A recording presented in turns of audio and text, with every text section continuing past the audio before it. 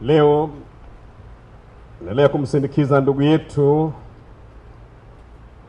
katika safari yake ya mwisho ya hapa duniani. Mungu alimpa maisha ya duniani na sasa amemuita ili ampe maisha ya mbinguni yasiyo na mwisho. Mwili wake utawekwa ardhini kama mbegu ya mwili utakaotukuka, na roho yake ingie katika raha ya milele.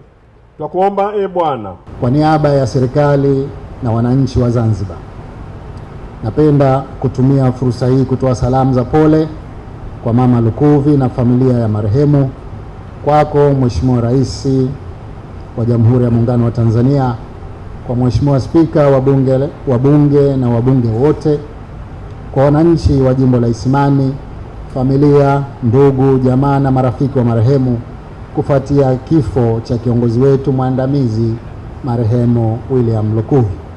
Kwa hakika Watanzania tumepatwa na msiba mkubwa kwa kifo cha ghafla cha kiongozi huyu kutokana na mchango wake mkubwa aliotoa kwa taifa katika uhai wake kwenye nafasi mbalimbali za uongozi alizowatumikia Watanzania kwa uzalendo mkubwa.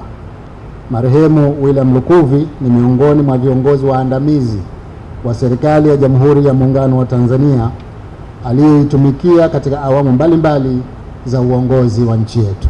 Katika nyadhifa mbalimbali za uongozi alizowahi kushika wakati wa uhai wake, zikiwemo za ubunge, ukuu wa mkoa, uwaziri na hata katika Chama cha Mapinduzi, marehemu alifanya kazi kwa ushirikiano mkubwa na wenzake.